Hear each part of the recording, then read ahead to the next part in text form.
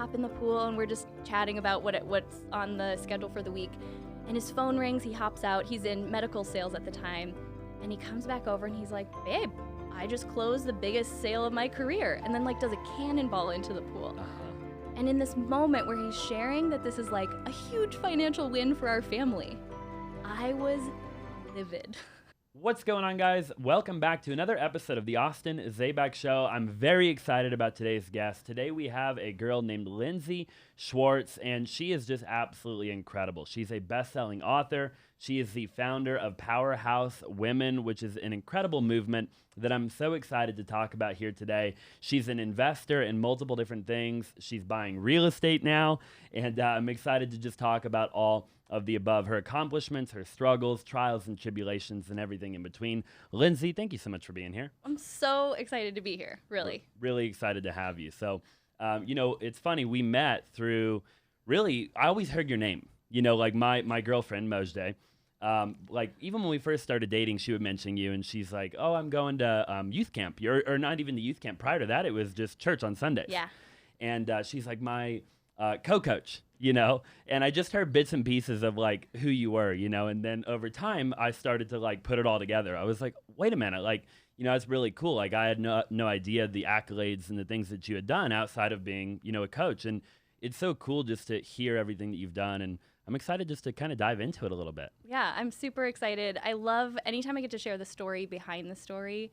And I'm sure you deal with this a little bit too. It's a totally different version than what people can possibly see on social media, which is really the highlight reel of it. Yeah. And there's a lot more that goes on behind it, which is my favorite part, is the person I've become in the process. I love that. Well, I guess let's start there. You obviously, like I said, you're an author, a best-selling author. You said, I think prior to the show, you're working on book number 2, maybe? I am. I don't know if I'm allowed to say that here. You are. Okay. I need it to be I need to be accountable, so it's coming, people. Okay, I love that. So book number 2 in the works, founder of Powerhouse Women, like what, obviously, and so much more, but back before all of that, like, what was the childhood like? What happened to get you to where, you're this entrepreneur and you're doing all this stuff? I mean, what led up to that?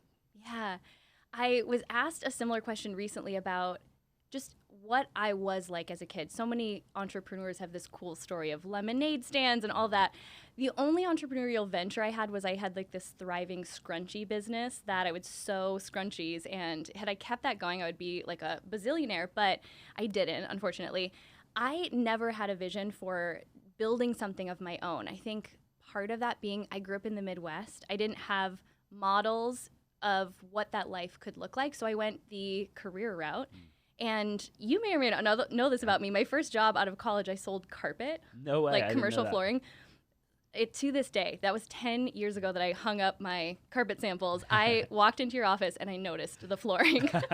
It's a curse. I can't get rid of it. Oh my gosh. And I mean, it was in the commercial construction space, and what happened in 2008. So here I was new in this career, and all of a sudden it dawned on me as commercial projects started to dry up, as I realized, hey, maybe there's not the stability in this corporate world that I was always told growing up. And it was the first time, it was honestly the biggest blessing that I've ever been given, is realizing that, hey, if I want more control over my life, my future, I should take it into my own hands. I was really fortunate. I never got fired. I was never like a casualty of that economy, but I started to think differently. And I started to seek out opportunities. And first one was I dabbled in some network marketing, more than dabbled. I should not downplay that. I had a really successful network marketing business for about 6 or 7 years, and then came to this point in my life where I realized that I was having a lot of the same conversations with specifically women in my life, where they would see, again, back to like the social media version of what they saw. I was traveling. I was passionate about health and got to share about that. They knew I left my job, right? I got to turn in my company minivan. That was my company car when I sold carpet. And I started to notice this common theme in the conversations I was having. Women would share with me, it's so cool what you've done. I have this vision, or I would love to build something of my own. And in the very next breath, they would share why they weren't ready, or why they were afraid, or just the limitations that we all feel like we have. And every time it kind of made me pause and go, well, wait a minute. We'd be sitting across from each other in a coffee shop just like this. And I'd say, well, did no one tell you that? I feel that every day. Yeah. That sense of like, I'm not good enough, or who am I to be doing this? That's not a sign that you're not supposed to pursue that. It's actually a pretty good sign that that is for you. And it made me realize too, like, especially at that time, I think Instagram was very much at the height of, it was very curated. It's a highlight reel. It's what it's supposed to be. And I realized we were doing a lot of people a disservice by not sharing the other side, by not talking about the struggles. And someone approached me about writing a book saying it would be good for my health and fitness business. And it was the first time I ever said out loud, I think I would want to talk about something else. Yeah. And there's a whole story that comes from that, because I was not a writer. And even like what ended up coming from it, being what people see as powerhouse women today, was never, it wasn't a plan. I didn't even have a vision for that, because it just was so much bigger than me. And it was standing on the other side of saying yes to things that really were going to challenge me. Yeah. Like on every single level. Scary. Yeah. Yeah. Wow, that's an incredible story, and I'm so excited to dive into all that and peel that onion back. You know, so when you were working that carpet sales job, was that right around the time then where you pivoted? So you went from that basically into the network marketing, or? Yes. Okay.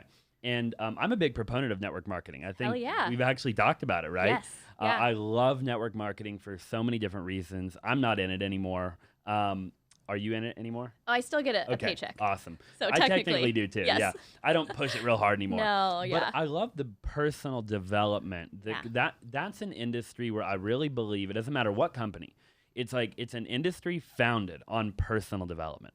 You know, and I tell people, I'm like, look, if I talk to a lot of young 18-year-olds, whatever, they don't know what they want to do. Yeah. Like, go do network marketing, you know? Totally agree. And like your whole mindset will change. And then, you know, maybe you don't do it forever, but you pivot and you go do something else, right?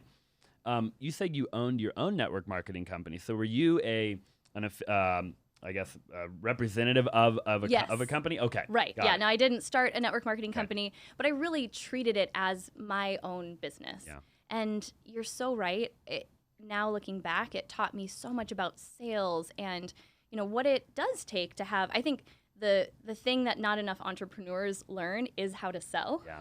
So it really is like training wheels for learning, even though I knew how to sell flooring. It's just like, you can't talk about that without laughing. I don't know. But it taught me how to, it developed some really powerful skills in me that then when I actually was building a company, which even now I'm building a different company than you are. It's online. It's all, you know, other than a live event, everything is virtual, which, you know, is a totally different kind of business model. So it just really opened the door for me to learn some of the skills that I don't think I would have had the courage to really start something from scratch without those training wheels. Yeah. And I say that in like such a positive way. Yeah. I'm so with you. That's awesome. I love that. What product were you selling back in that company or a service? It was Isogenics, which is an Arizona-based company. Yeah. Yes. And you're right. You know what it was for me? It wasn't the products. It wasn't even really the income opportunity at first. It was, I will never forget walking into my first network marketing event. You remember them. Yeah. And I literally turned to Elliot and I said, where have these people been my whole life? Because they were into personal development. They were talking about the things that I wanted to talk about. And it just so happened to be associated with this particular company. But I remember, especially coming from the construction industry, commercial construction, I remember looking at him and going, no one has ever called to say, thank you. You changed my life selling me that carpet. Wow. And I think, that's powerful. At some level, like we all want to make an impact. And I remember that so distinctly. And I just became obsessed with my own expansion and this idea that my life could make an impact beyond a job. That's really cool. I love that. No, you're 100% right. I think that, you know, there's so many things that we end up doing where, you know, in retrospect, it's like, you know, we were just doing it to get a check, right? Yeah. We were just doing it to get paid. Obviously, that's important. We all have to make money. But, you know, I believe that people do that because they're comfortable there, right? And they're not maybe even aware of another reality. You said that you walked into this room and it's like, oh my gosh, like I've never heard these types of conversations before, right? And they say you are the average of the 5 people that you surround yourself with. So if you're not surrounding yourself with those types of people, Well, for a lot of people, maybe they would have never even been introduced. Like, they never had the opportunity to get Right. around those types of people, right? And so network marketing allowed you to do that. I love that. I think it's actually really cool. So then, it sounds like then what happened was like you started talking to women, right? Women who, it seems like on one hand, they're saying they want to do it big. They want to make an impact. They want all these different things, right? But like you said, in the next breath, there's self-doubt and there's, they're getting in their own way. I think that's one of the things that you talk about a lot, right? Yeah. Getting in your own way. How did you get out of your own way and start that company to, be where you're at today? Yeah. This is such a cool story, and I want to preface it with, I talk to our community all the time about how a lot of times the things that we think are the thing that makes us inadequate, like I'm shy, I'm not great at sales, I have this weird quirk, or I have this thing in my past that I think disqualifies me so often, and I'll share what mine was, that is actually the thing that gives us the ability to make an impact. It actually makes us uniquely qualified to speak to people. And I thought the fact that I really just struggled with my own worth and my own confidence deeper than surface level confidence, just this belief that I was worthy of having the kind of life that I wanted. Now that I'm looking back, I can say that that's what it was. Yeah. The fact that I had to overcome a lot of that is what allows me to speak to the community that I have now from a place of having been there, done that, got the t-shirt. And what happened was this, so now a friend of mine, she was an acquaintance back then, called and said, I'm putting this program together to help entrepreneurs get their message out in the form of a book. This would be great to establish yourself as an expert in health and fitness. And it was that time where I feel like there was this whisper within me just starting to say, there's just more. This has been amazing. There's just something more. And on the flip side, so I said yes to writing the book. That's obviously, spoiler alert, but I had to overcome myself time and time again because I had a lot of evidence that I was not a writer. I had this cute little blog back when this was when I first was starting fitness competitions, was really building this fitness brand, and it was called Love Lindsey. You have to do it with the hand, right? Because that's just like how it goes. Love but it, you're a content creator, publish consistent content is kind of like that's the rule. Sure. And so I consistently publish one article on this blog per year that I had it. So 3 articles on the blog in 3 years. Yes, this was, and you might be wondering, I've never heard of this blog. It's because I never shared it with a soul. Okay. No. 3 articles in 3 years because I was so petrified to put myself out there. Wow. So when someone said you should write a book, I was like, I have a lot of evidence for why not. And in fact, when she said, well, you should, when I shared with her, I think this is what I would want to talk about. Specifically for women, because I worked with both men and women in health and fitness, and I said, I just see this specifically with the women I talk to. And she said, well, Lindsey, if you don't write that book, who's going to? That's but powerful. The first thing out of my mouth was I started to tell her why I wasn't ready, why I wasn't good enough. So to your question of how did I get out of my own way, is I started to say yes to the things that challenged me on every level, that scared me beyond what even I can describe. And then especially with writing a book, or it's anything, like we were just talking before, turning on the cameras, you guys are doing 75 Hard. It's committing to something that's going to bring up your default reasons for quitting. And I had a lot of them. Yeah. So that book writing process literally did change my life. I finished the book, published it, had to get over perfectionism, had to get over fear of what other people were going to think. Both was the book going to suck? Or there was people from my hometown that I was worried they were going to think well, who does she think she is? She's people that knew the old version of you. Yeah, or just think I've always kind of battled this fear that the goals and ambitions that I have make other people uncomfortable, which is, a whole other thing. So just finishing it was what started to help me on that process. And what it made me realize, and I think this is kind of the way to sum it up, is the reason I wasn't really having the success I wanted in the other business is because I could operate at maybe 70% and I could get results that looked really great on the surface. They even maybe looked like other people's 100%, but I knew. You knew deep down. I knew there was more, and it wasn't until I started to do things that challenged that and that I didn't know if I was going to be good at. I was the queen of really doing the things only if I like already had it calculated in my mind that I was going to be successful. Wow. I love everything about what you just said. It's real, it's authentic. And I think, and you've probably learned now, looking back that how real and authentic being, how many people go through what you're talking about, right? And by being real and vulnerable, you realize that, wait a minute, like there's a lot of people that deal with that, myself included, right? Yeah.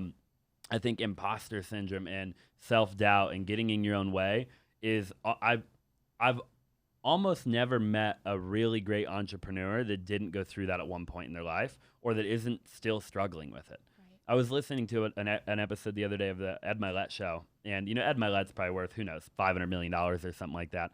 And he's got a jet, and he's got a house in Coeur d'Alene and a house in Malibu on the cliff, and he was talking, and I can't remember verbatim what he said, but so don't quote me, but something to the effect of he still disqualifies himself to this day. He will still come up with reasons as to why it shouldn't be him. He shouldn't be the guy on stage. He shouldn't be the guy on the podcast. He shouldn't be the guy leading whoever he's leading, And it got me thinking, it's like, because sometimes you'll convince yourself that, well, when I get fill in the blank, when I get here, that doubt will go away. If I could just make $10 million, the doubt will go away. Or if I could just, but then you hear a guy like that who's done all of that. And he's saying that, hey, it hasn't gone away. Yep. So then I almost think the question is, how do you deal with it, right? Yeah. And so, you talk about, accepting challenges, accepting, hey, I'm going to write this book. I'm going to start this company. I'm going to whatever. And how, though, practically, if somebody's listening, even for myself, like if you're, because sometimes fear will paralyze you, if you're not careful. I mean, fear will quite literally stop you in your tracks. And you can't move, you can't function, you can't talk, you can't speak, you can't. And there's people that get on stage and they just shut down. Like they had a speech written and it's gone, So practically, like, how did that internal dialogue change, or what changed? Like, what did you have to work on day in and day out? Like, was it putting sticky notes on your mirror so when you woke up and you're brushing your teeth? I mean, like, what did that look like? Well, it's ongoing, right? And I think it comes down to not being afraid to like learn about yourself on a deeper level, where you see some things that you don't like or that you see areas for improvement. So I think self-awareness is key. I love the work of like Dr. Joe Dispenza. I've done a lot of personal development. I know you're an avid reader too. So when we can expose ourselves to ideas and people and tools that help us get to know ourselves, because if I can catch myself in patterns right before I'm about to quit and have the grace for myself in that moment to not use that as an opportunity to beat myself up, but to say, actually get excited. I feel like I'm in this season now where I'm actually going through something that is challenging me on every level. It's like it's bringing up an old fear again. And instead, every day reminding myself, like, this is actually exciting. Wow. Because on the other side of this, if I'm not afraid, if I don't just get defensive and say, well, I'm not that, and this, you're looking at this the wrong way, if I can lean into this and be like, okay, let me just see what there is for me to learn here. And even starting to look at business that way. Like I used to be in business with that same mentality. When I get to this point, when I have a 7-figure company, an 8-figure company, whatever it is, then I think I'll feel more confident. But instead realizing that I'm playing the game of my own personal transformation. The playing field I just decided to play on is called business. It happens to be a really great one and a really challenging one. So that's a little bit more of like the mindset behind it. But in reality, it's like it's getting to know yourself on such a deep level that you know the thoughts you think right before you default to that fear. So what do I think? What am I saying to myself when I'm feeling whatever I call imposter syndrome? Where do I feel that in my body? Like, where is it? What am I thinking at that moment? And then how do I operate? And starting to look for clues about how you can start to interrupt patterns before they happen. Because the moment we even become aware of them, that pattern doesn't have the same control over us as when we're like inside the pattern itself. So I feel like a lot of those tools have helped. Meditation. I have kind of like a brain that doesn't have an off switch, I'm pretty sure. And you've tried looking for it. I've tried to find it. Elliot, my husband, kind of has looked for like, what's the cord that we unplug? And that has helped me. But I think deep down, it's just getting to know my fears really personally. And, you know, I've had so many fears of criticism and like what other people are going to think. So I do the work there and I unpack like, well, what is the real fear underneath? Yeah. So if I were to give like a blanket statement, it's not being afraid to look at the stuff that there's even fear of looking at fears. Yeah. Because that's where all of your answers lie. Right. And who you become on the other side is the person that you think getting the physical external result is going to make you feel like. Yeah, no, I couldn't agree more. I think that so many people deal with this. It's not talked about enough. It's one of the reasons that I love podcasting. You know, we talked about this a little bit, right?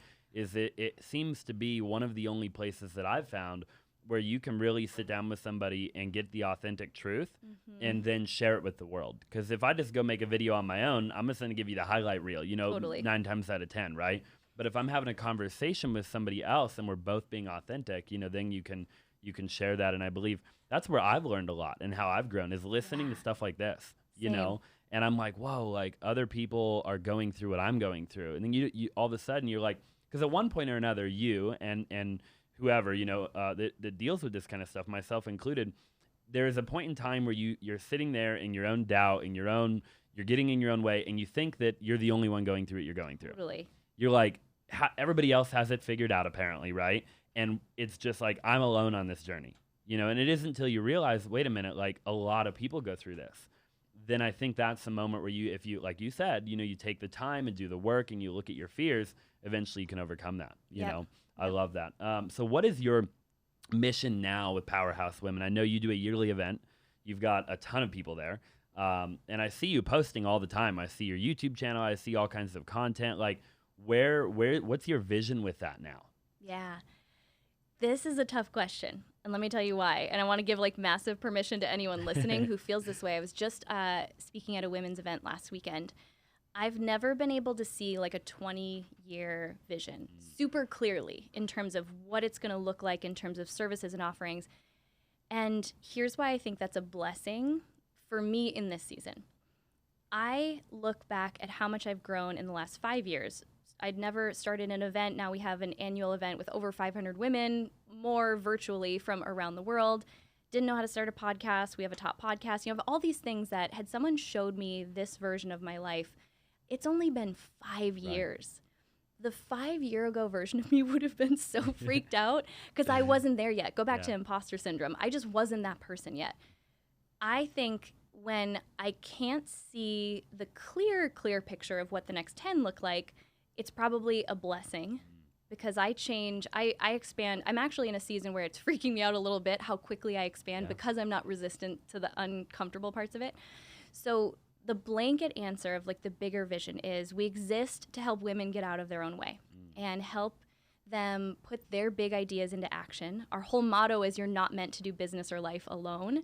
So I know that the heart of it will always be community. I believe that we thrive in community. I believe that, you know, wherever your lack in skills might be, because none of us have all the skills, you're going to find someone who complements those skills.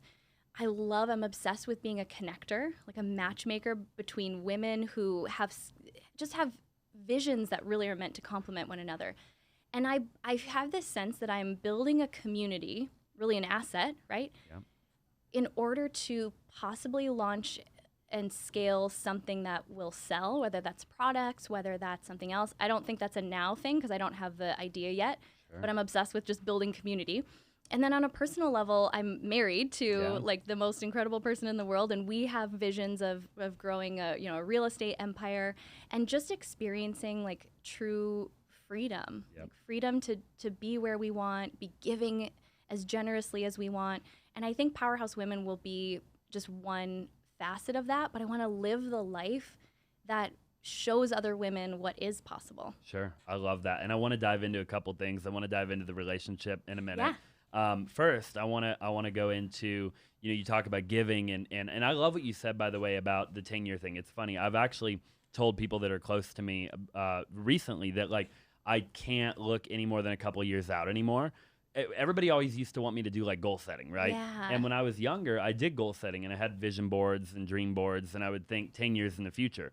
And very similar to you, it's actually odd that you even say that because, I mean, it's almost like you took the words out of my mouth. Like I'm at a point where I told one of my business partners, I said, look, every 90 days, I feel like I'm a new person. Yes. And so for me to look 2, 3, 4, 5 years down the road, I said, dude, I don't even know, like, maybe I won't even be in real estate. I mean, I hope I am. I love real estate. But, like, the concept of it is like, I just don't know.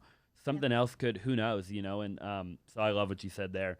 And I think it's so relatable. And I think it's part of the evolution. Because I think when you're first starting, you think that you need to look that far in the future. And the more you do it, the more you embrace just not knowing, you know? And I think that's a really cool thing. Deal Machine is one of the ways that we're able to drive around any neighborhood throughout the entire country and in real time figure out the contact information of the owner's property. It's how we organize everything and how we send our entire team out to drive for dollars. This is a phenomenal way if you're looking to get your first wholesale deal on a budget, or if you're doing multiple wholesale deals a month. I really do believe in Deal Machine, and we've gotten over 100 deals driving for dollars. If you want to go ahead and sign up for a 7-day free trial, just go ahead and go to www.topd4d.com and make sure to use the promo code Zaback. Now let's go ahead and get back to the show. So back to the giving and stuff, you know, actually myself and Mojde, we came to an event of yours, or an event that you were at, and you were the number one, you raised the most money, I believe like $230,000. I think it ended up almost close to 250. Almost 250. When all was said and done, but incredible. Yeah, and as a team, to be clear. As a team, yes. Yeah. An incredible team. And the leukemia and lymphoma, I don't know the story. You know, like obviously you're a servant. You want to give, you want to help. I understand all of that. But I would imagine there's more of a personal reason that you're doing that. And if you wouldn't mind sharing, I'd love to know, you know, why that particular foundation and why is that near and dear to your heart? And to be honest, it wasn't until about, now it's 2 years ago. It was summer of 2020. My godmother, who lives in Phoenix and was such a mother figure to me. I also have an amazing mother. And she had such a huge critical role in my childhood. She was diagnosed with colon cancer. And I'm her only family member here in town. They're not, you know, physically well. And so I had the opportunity, really, it was such an opportunity because I have the freedom and the flexibility. I got to take her to every appointment and really be there. And it was one of those things that, you know, until you have a front row seat to someone's cancer journey or whatever the health issue is, it's this thing that lives as like a concept in your mind. And it felt, number one, very helpless, you know, to watch someone that you love go through that, but also it just gave me such a deep respect and admiration for all the advancements that have been made. And so I always say, I should preface it with, my godmother is doing amazing today. Awesome. She is doing so well. And a lot of that thanks to treatments that were available to her because of research that was funded by people that I won't ever get to meet. And I was approached by a friend who has a very close connection to LLS, the Leukemia and Lymphoma Society, and they do this big fundraiser every year. And I didn't know until that time, until I started really researching the organization, how many different cancer treatments are actually funded, or they're started with blood cancer research. Okay. So because blood can be studied in a dish, you know, unlike you can't just remove someone's brain until after death, you are able to just do so many like cutting edge different kind of research and treatments from blood cancer. So it was an easy yes. I've always, and it was an easy yes even in the sense that I think that the story we all tell ourselves is that there's not enough time. And there's not. I've never met one person who's like, I accomplished everything I wanted to today. Yeah. Like I really did it. All the time Good in the job. world. Yeah. Good job. So it was a great opportunity also for me to say, in this busy season, could I take this on and really rely on the strength of this team environment that's in place already?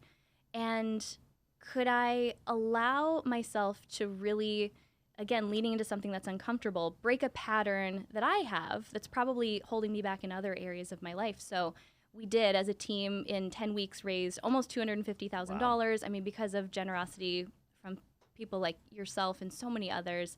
And it really did. It transformed my view of just how much, even as one person, we can contribute, way more than we think.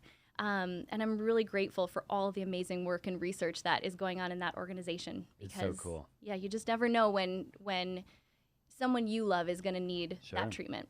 Yeah, yeah, I love that. And I think that, any time that, especially, you're a leader and so many people look up to you and you empower other people and to consistently show them like, hey, we can take on more, especially when it means so much to us and there's things that are near and dear to our heart. It's so cool to see that you pivoted. You're already so busy, but it meant a lot to you. You said yes, and it goes back to what we've been talking about, right? Like maybe the old version of yourself wouldn't have done that, or most likely wouldn't have. The really old version where you got in your own way and you came up with every reason why you couldn't. But now through that evolution, you're able to look at an opportunity in real time, say, wait a minute, this does mean a lot to me. I have somebody going through this, and now, and all of a sudden, your team at least is the one raising the most money, which is really, really cool to see just how you were able to accomplish that. So I loved seeing that. I want to pivot a little bit and talk about your relationship. I think relationships are such a big part of success in every area, of life. I've come to learn that, when we look at truly living an abundant life, which you talked about a little while ago, right? And you talked about, so I want to dive into the real estate stuff and everything like that. But abundance is, I think a lot of people think abundance is financially, right? When they think of abundance and they think of, becoming successful, they're like, $1 million is like the first thing that comes to their mind, right? But really, it's about having good relationships, and it's about your spirituality and your being healthy physically and mentally, emotionally, right, and financially, of course. And I think the person you choose to do that with, right, is probably arguably the most important decision you'll ever make. It's the person. I always have a joke. I always say like, I've had a lot of business partners over the years. Yes. And I'm like, I'm really close to all my partners, every partner I've ever been with. But I'm like, at the end of the day, when it comes time to go home and lay my head on the pillow, I'm not sleeping next to my business partner. They're not the ones there, right? So as good of a relationship as I have with them, the person you go home to and you sleep next to, that's the person you spend the most amount of time with, right? So you've been married for over 10 years. Yeah. How long has it been? 11 and a half now. 11 and a half years. And it from afar, and even knowing you guys personally now, it looks like you guys have an incredible relationship. You're like the yin to his yang and vice versa, from what I can tell. Very different, yes. Yeah, which I think is really cool, actually. And so talk to me about that relationship, and how has that helped you become and evolve, and how, was he there for you during, the evolution and all of that? Yeah. It is I think even when I got to fill out the amazing questions you guys sent over beforehand, when one of them was just something about what I was most proud of. And gosh, when I think about it, that is the thing that I'm most proud of, is the marriage that we have, the partnership that we have, and knowing that we're not perfect and we're so committed to the journey imperfectly. Which sounds so, I'm like, oh, that sounds so cheesy to say. And it's real. It's true, yeah. So Elliot, my husband, we actually met selling carpet. Okay. Little fun fact. I didn't know that. So there were actually a lot of blessings that company brought me. Now you know what kind of carpet we have every time you walk in the room. Yeah, I have some questions about it afterward. We'll save that for after. And he is very different. We're similar in a lot of ways. The ambition we have in common, just the drive to contribute, and the way that we live, and we live in possibility. I think that's the best way to say it. And that was the first thing that I just noticed about him, was even though we were selling carpet, we were in this industry that we were like, what are we doing here? There was just this light about him, and I felt so safe in his energy and in his presence. And we go on, we get married, and he was the first guy I ever lived with. Yeah. And you realize, oh, this is going to take like some effort. And I actually don't know if I believe like the idea that like, oh, marriage is a lot of work, and it's because it's always said with this undertone of like, it's such a burden. And I think maybe because I look at it through the lens of like, I get to learn about myself. Sometimes, unfortunately, on the other side of a disagreement with him, where I realize like, oh, I have this pattern that shows up, and that is not demonstrating who I want to be as a wife. But it's been powerful. A journey of like really learning about each other, especially learning. So I'll share from my part. For the first few years, I don't know that I was saying this out loud, and maybe I was in subtle ways, but you can feel someone's energy if this is what they're thinking. I thought I wanted him to be more like me. Interesting. I thought I wanted his drive to look the same as my drive. I thought I wanted his hunger for personal development to be the same as mine. And the truth is, I was missing his strengths by looking for my own strengths in him. Now, I think what I was really craving deep down is I wanted to know that it was safe for me to be ambitious and to always be wanting to like read and go to personal development events. I wanted to know that like the real deep question was like, is it okay for me to be fully who I am with you? Wow. And the truth is, he has always been completely accepting, loving, encouraging of exactly who I am. It's one of the things that's interesting having this women's community. A lot of times questions about, you know, how do you get your spouse on board? How do you help them see your vision? I am so blessed that he has always from the beginning been like, you go get it. Yeah. You can do this. I believe in you more than anyone else. And that, the safety that created for me was, and still is to this day, it's something that it's priceless. I always say, I'm a powerhouse woman. I'm a very independent person. I'm just better with him by my side. Sure. But I had to learn to looking at myself. So if I was unhappy in our relationship in any area, what am I telling myself at this moment? What are my fears? And one of the things was that I really thought I wanted him to just look more like me in terms of like some of those areas. And I'll never forget, I'll share this quick story and then I'm sure you have more awesome questions just digging into this.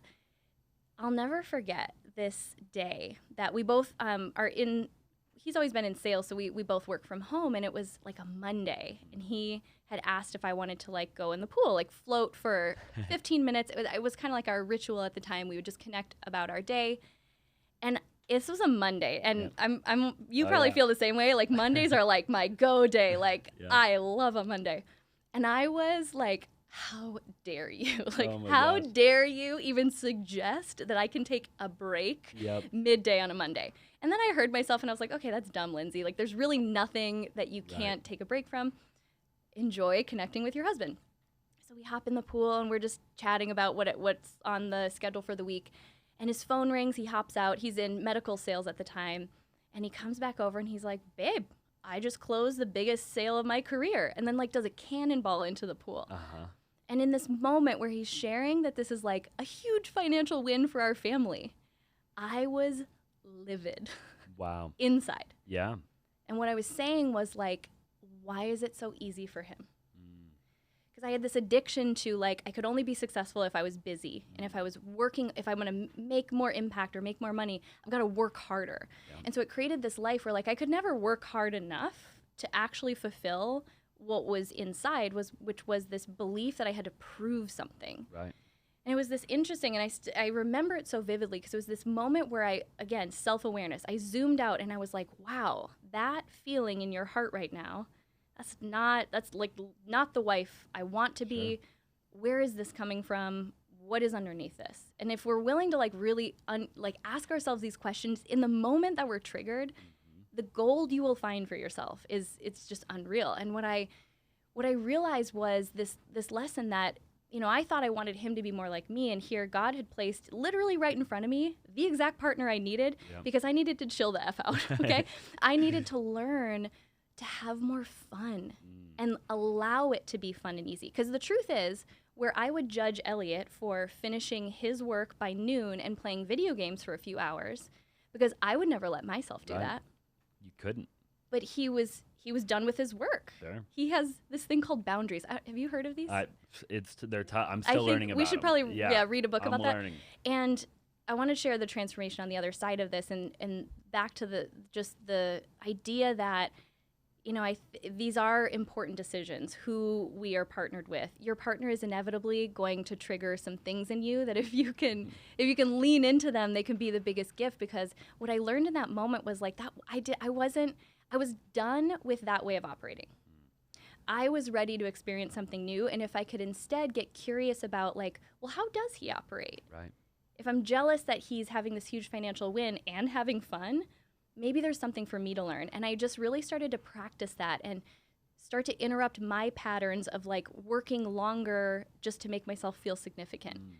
And in the next, I can't remember the exact time frame, but within the next 6 months, I had the biggest like financial gain, a brand new opportunity that, if you believe in this stuff, which I totally do, the biggest financial breakthrough I've ever experienced, where like my goal for a year, I did it in one launch. Wow. That was like a new business venture partnership that wasn't even on my radar because I was allowing myself, and it was the most fun I'd ever had. Wow.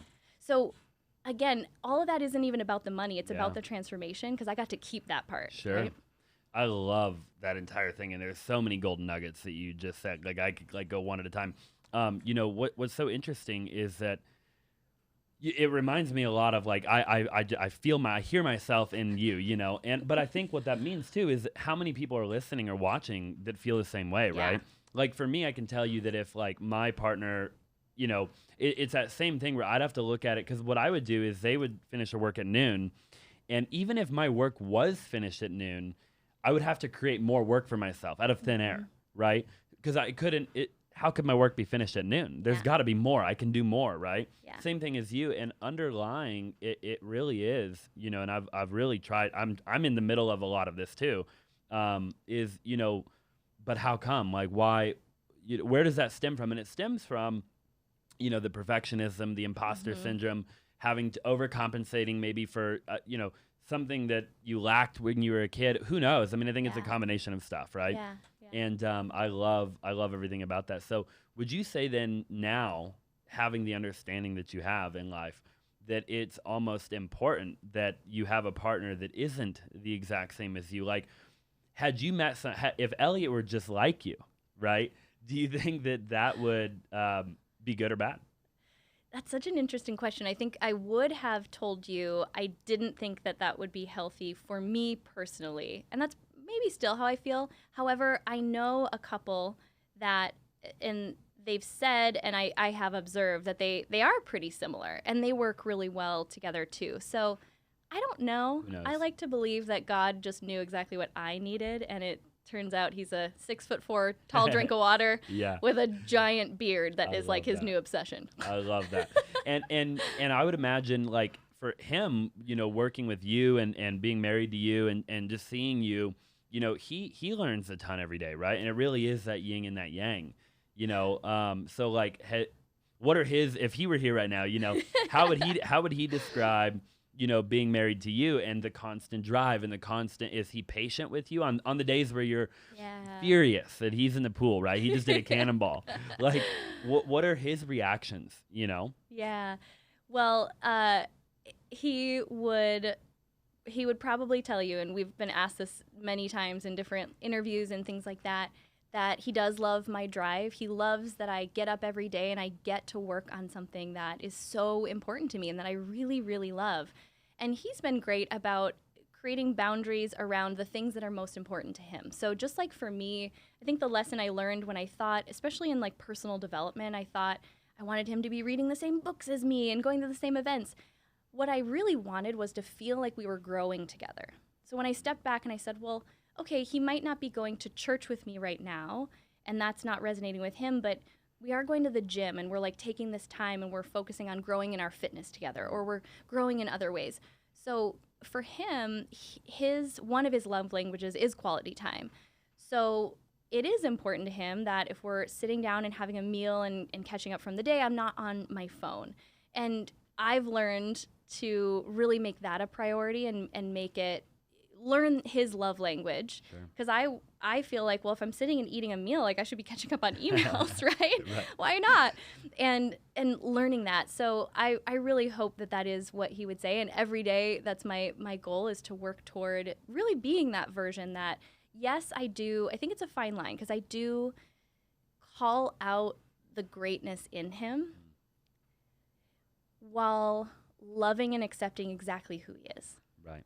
So right now, you guys know he's about to embark on his first entrepreneurial venture, at least his first that is really stretching him, because we did network marketing together a bit. He's been involved in Powerhouse Women, but he's doing something that's like bringing up the imposter syndrome and all that stuff in him. And it is so cool to see him lean into that and get to support him, because he's been that supportive voice to me for so long. I love that. And what does that look like? I mean, when you look at couples and people in relationships, and some people might not be as lucky, right? Some people, maybe they did marry somebody that isn't as supportive, or maybe they want to be, but they don't know how to be, or whatever it might be, or there's differences that are causing problems, but they can't quite figure out what those differences are, how to improve on them. What are some recommendations? Like, how do two people come together and communicate? And like, is it coming together and having a weekly meeting? I mean, what are some things that have worked for you guys to, you to support him to support you, being on the same page, knowing what you need to fill each other's cups? I mean, what's that look like? Such a great question. Well, I'll just keep telling you all of my failures in this area to tell you also how I learned these things. I think I had to learn to ask for what I needed. We're in this society where we just think people should be like this. If we're in love, they should know what I need. And I remember one day that I was angry cleaning the house, when you're pissed because that person contributed to the mess and you're cleaning up. And again, just watching myself, is this really who you want to be? Okay. And I paused and I was like, what do I really want right now? What is my end goal here? And I was like, I just really want to feel acknowledged. So I paused and I went to him, and I think he was watching a movie or something, or, and again, because he wasn't on my timeline for wanting to clean the house, here I'm having this whole fit with myself. And I said, hey, I don't know if you noticed, I was anger cleaning. And he's like, oh yeah, I noticed. And I said, I'm sorry for that. And what I really want right now, will you just take 30 seconds and tell me how much you appreciate that I was cleaning up the house? I think I just really was craving some acknowledgement. Wow. Now that takes guts to say. Absolutely. Then you're like, well, it doesn't mean as much. The way he just melted, right? I think when we feel like we're being challenged, the posture is this defensiveness. Because if I had come at him and said what I probably wanted to say, that would have ended up in a different conversation. But when I said, hey, I take ownership for how I was showing up, realizing that wasn't going to get me what I really wanted. And when I thought about what I wanted, it was, I just wanted to feel acknowledged, because I feel like I've been working hard and also now cleaning. And he was like, oh my gosh, I'd love to. So now that might not work in someone else's relationship. For us, just really open communication and coming from a place of not, you made me feel this way, but to be I realize I'm feeling these feelings, and either I need to process them with you, or here's what I think I really am craving. And usually it's, we want to be seen, we want to feel loved, we want to feel acknowledged. And for a long time I went about it in the wrong way. Anger cleaning is not the way to do it. Go about it, yeah. So I think it's that, learning to be able to speak up for your needs. But then also, so support is going to look different. I talk to women all the time about your spouse may not know how to support you, especially if they're not an entrepreneur. We can't expect people who are living outside of the kind of weird world we live in to really understand. Maybe they are supporting you in a way that they show support. And are you receiving it, right? Maybe they're taking out the trash or helping with the kids. So I started to look for where I could acknowledge what he was doing to contribute. A big one was the fact that he has had a W-2 job for the last 10 plus years. So we were able to take some pretty big risks to build the business in the beginning. And the moment I started to publicly acknowledge that, and also privately to him, just to watch how he was so on board, because now he felt like he was, this is a brand called Powerhouse Women. And again, he looks like a lumberjack, right? So not the standard place feminine, people would think. But when I started to show him hey, we just had this big win in the business today, and I want to acknowledge you for the fact that because you did XYZ, it really allowed me to do this. So always, you'll notice a theme. Always, the only thing I can ever take responsibility for is me. Right. My thoughts, my beliefs, my habits. And not to say that I don't have periods of time where I'm sitting in all sorts of excuses or justifications. I just know that's not going to really get me anywhere. Sure. So I'm really quick to look at that, and so is he. He's really quick to take responsibility. And then the last thing I'll share is, do you have a common vision together? Does your partner see how what you're doing now or the extra time you're putting in is creating a life that it's not your vision, it's the vision you've both created together. Yeah. So knowing that like Elliot's ultimate vision was like this real estate empire, starting to talk about like, okay, hey, here's our financial goals for this business. Let's talk about like, could we take some of that cash and reinvest it here? Yeah. How is this going to support our overall like goals as a household? And it's, we started with a really strong foundation of him being supportive, but it's multiplied it. Right. And it's evolved. And here's where you are today, you know, and to see the growth, I can hear it just in hearing the stories and the trials and tribulations, you know. I don't anger clean as much anymore. The anger cleaning, right?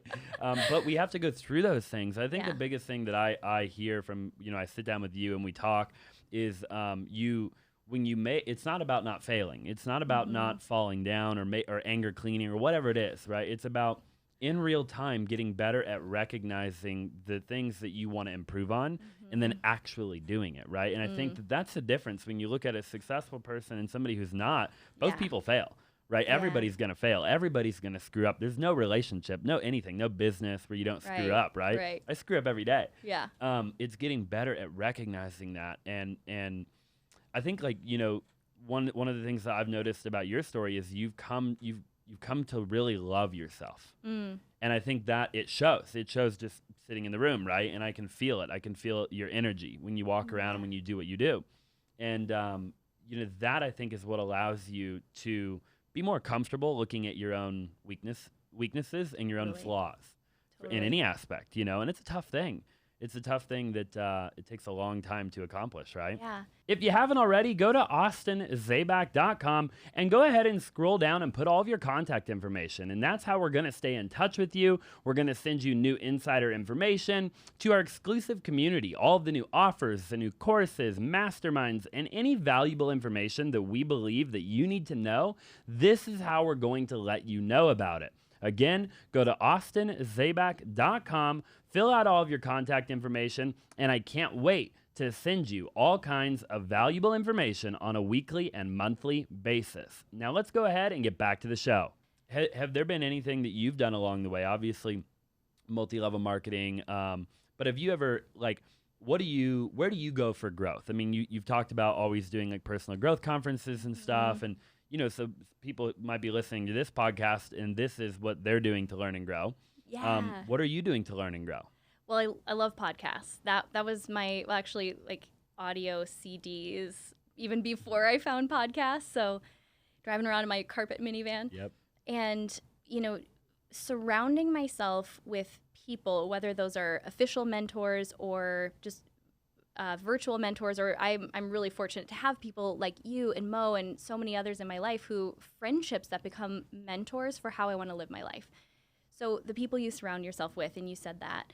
I'm big believer in mentorship, investing in mentorship. I show up differently when I am invested financially in working with mentors. So almost always back to, if I look at like really when my business started to expand, the one thing all of these years have had in common is I've always been invested in some way. I love that.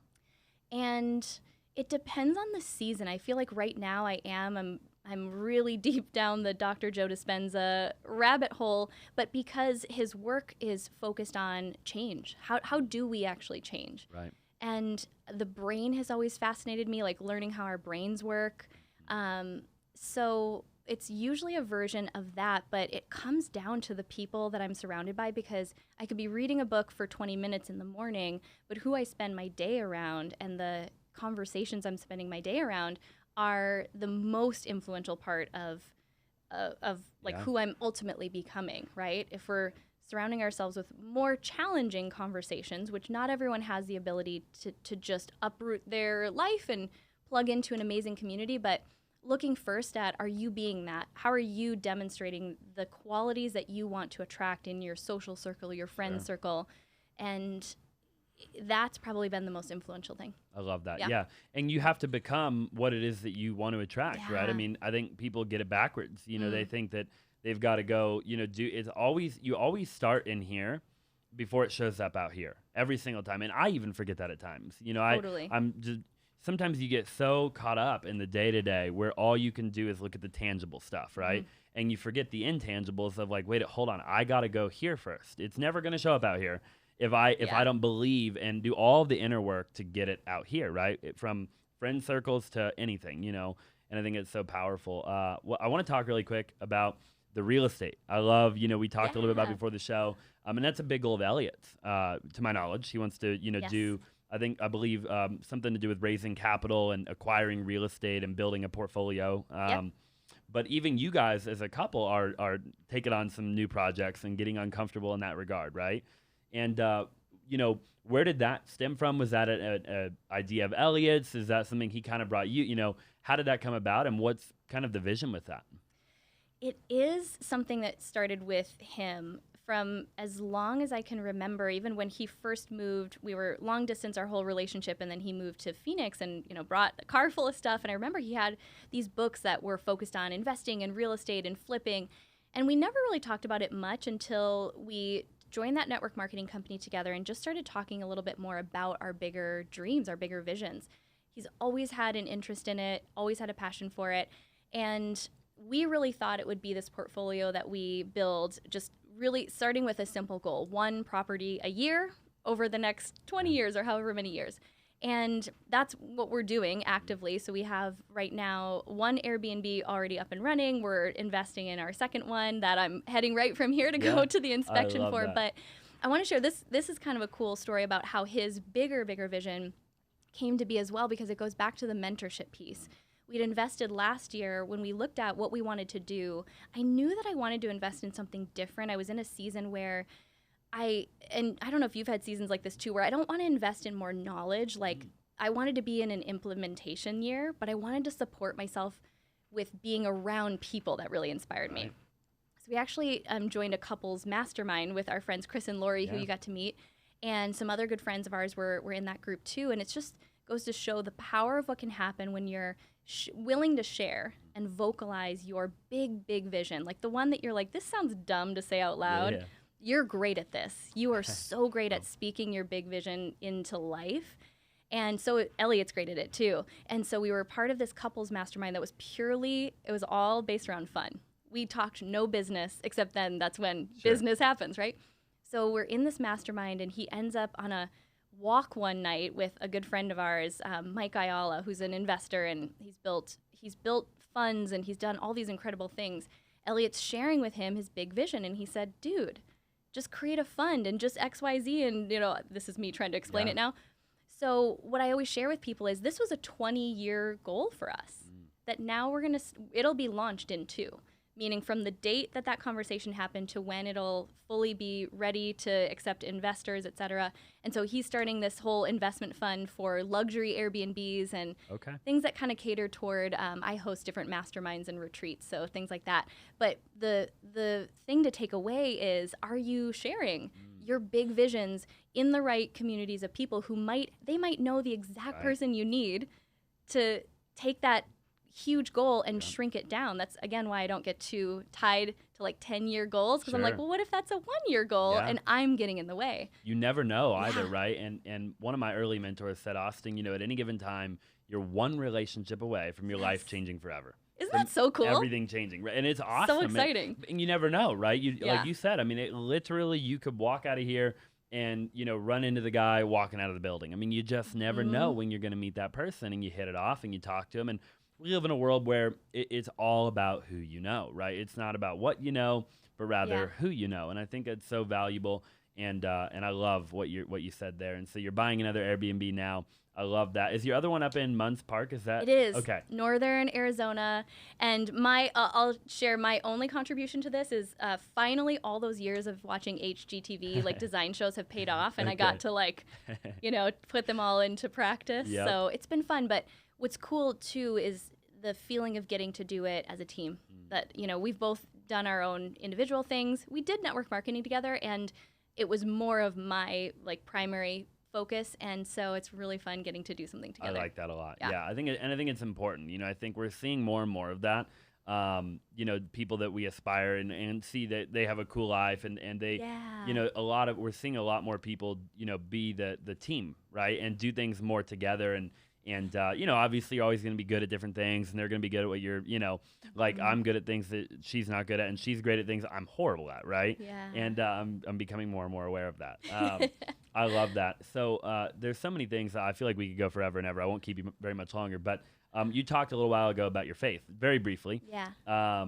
You said God, and I obviously know you through Mojde, right? Through initially, at least, before I knew anything about Powerhouse Women and all of the crazy things that you're working on, things you've overcome. I knew you from, co-coach, right? Like I talked about at the beginning. How long have you practiced your faith? Is that something you were born into? Was that a decision you made on your own? And how has that contributed to who you are today? Such a great question, and not one that I get the opportunity to answer that often in the business space. And I think it's a missing because whether it's just faith, I think it's belief in something bigger than yourself. If you can even take, if anything triggers you about God or religion, it's the simple idea of like believing that like there is a power that it literally blows my mind, like what is available to all of us, like to draw energy from, to draw strength from. And for me, I did grow up in the church, but I would say my faith really became my own when I went to college, when it wasn't my parents telling me to go to church anymore. And they never forced it down our throat. It just always was like very much felt like home. And I grew up in an environment where it isn't necessarily the version of faith that I relate to now, meaning it was more about rules and whether we were good or bad and just a lot more of that. And I think what I missed in those early years was the relationship. And that's the part that now as an adult, I really cultivate. And sometimes I'll go seasons where instead of going to church on Sunday, I'm going out in nature without my phone, and I'm really using that as an opportunity to listen. So understanding that it can look different ways, but it's the connection and it's understanding that it's like phone a friend. It's the best phone a friend we could possibly have. But it also, I think, helps me not get too high on the highs or too low on the lows, because I'm not focused. I could cry thinking about this. I'm just not focused on like my life, just my life here. I am focused on making a big impact. And I do believe that carries over into where we go after this life too. And it's just, if I didn't have that, I don't think, I know without a doubt I would not be the person that I am. And it really is my greatest source of strength. I love that. I really like that a lot. I think it's so important. Like you said, it doesn't matter what people believe in. I think a lot of times it is just finding what it is that you believe in and believing in it, right? Yeah. And it could be Christianity. It could be anything, And I think a lot of it, too, is humility. When I hear people, it's like, because the people that I find that don't believe in anything believe in themselves, maybe even a little too much, arguably, to the point where, it's letting go, I think. And I think a lot of that goes back to the self-love thing. And it's saying, man, like, this isn't all on me. I can't carry all this weight on my shoulders. Like, I'm not in control. We want to control everything, right? And at least that's what I've gotten. I was like, we do. Right. You and I definitely are that type. For real. You want to, at any given time, I want to control the outcome, You. Yep. And I fight that every day. Like, I'm not in control. I can do the best I can do. I can say it the best way I can say it. I can try my best. I can try my best not to mess up, but I'm going to mess up. I'm going to make mistakes. And there's just things that are out of my control. Yeah. And then I can control, though, how I react, right? And so then I can do all that. And I can take responsibility. Even if something's maybe not my fault, I can be responsible for it. And I think a lot of that ties into faith, and what you believe in and drawing from that. And a lot of it is like, it's almost like doing personal development, right? I mean, most of that's in the Bible. Whether you want to believe that or not, I think a lot of like the best personal development, again, look past the stuff that maybe is hard for you to read, but there's some good stuff in there. You're 100% right. And I'm glad you said it. I've said it before. If you look at Think and Grow Rich, or you look at any of these, if you look at the Law of Attraction, Bob Proctor, you look at Napoleon Hill, you look at Dale Carnegie, you look at any of these, Jim Rohn, it's all right. Go look at Proverbs. Go look at, it's right. It's 99% of it comes from right there. Right. And so, what it's so crazy because success is simple. I always talk about it, right? But we overcomplicate it. We get in our own way. Big thing your Totally. movement is Yeah. around a lot of that, right? And a lot of it's so simple. It's been around for hundreds or thousands of years, and it's just like, man, like, don't overcomplicate it, right? So true. Yeah. I love that.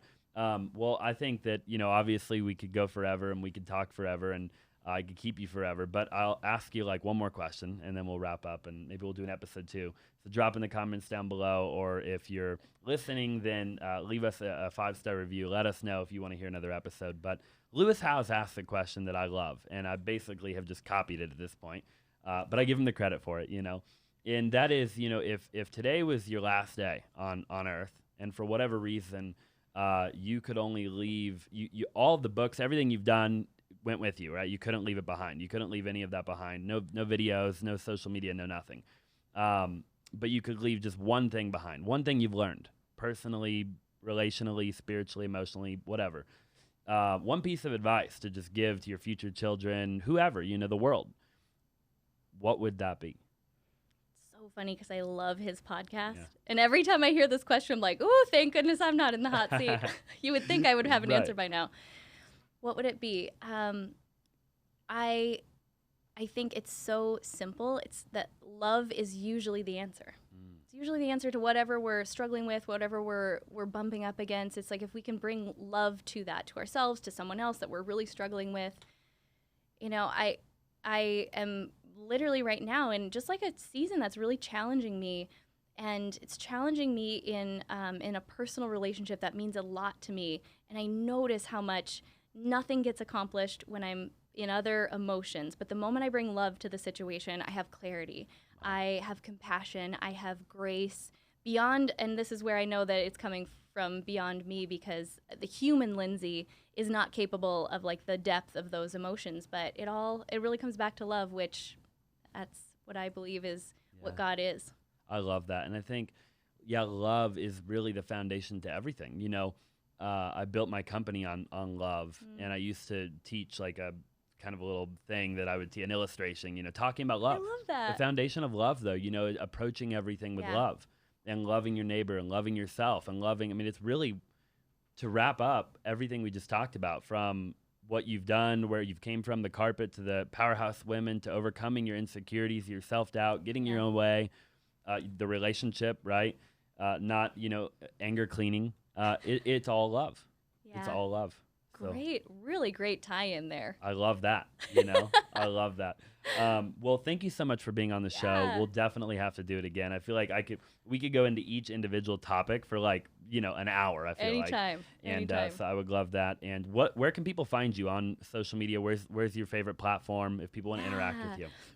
If I can also just say this, I have been just so incredibly inspired by who you are, how you approach business, what you've created, the relationship that you and Mojde have, and really, like, the work that you're doing in the world is incredible, and it's just such an honor to be here and to even have this platform, so thank you for that. I appreciate that. I hang out on Instagram, so I'm sure you'll link all the things in the show notes. And I also have a podcast. My podcast is one of my favorite platforms. We talk about all this stuff. So Powerhouse Women, everything is under Powerhouse Women. Our live event, which is coming up in August, and then podcast, all the things. But podcast is one of my favorite places right now to serve. Awesome. Well, I'll leave all your stuff in the description below, like you mentioned. I appreciate the compliment.